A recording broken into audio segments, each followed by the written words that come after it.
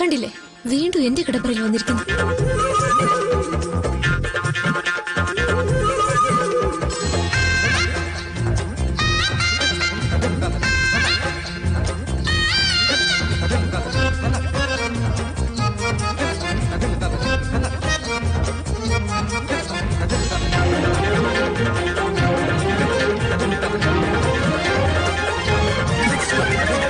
എന്താ രാധ ഇത്? എന്തിനാ എന്റെ വഴി തടയുന്നത്? ഞാൻ അല്പം തിരക്കിലാണ്. ഞാനാണ് നിന്റെ വഴി തടയാൻ വന്നത്. പിന്നെ ഈ രാത്രിയിൽ നീ എന്തിനാ എന്റെ കിടപ്പറയിൽ വന്നത്?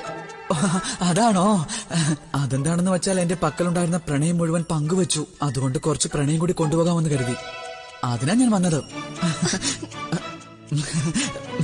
അതായത് നീ എന്റെ സാധനങ്ങൾ എടുക്കാൻ വന്നെന്നോ? അതെ, പറഞ്ഞത് ശരിയാണ്. ഭവതിയുടെ സാധനങ്ങൾ എടുക്കാൻ തന്നെയാണ് വന്നത്. എന്തിനാണെന്നോ? അഥവാ നമ്മൾ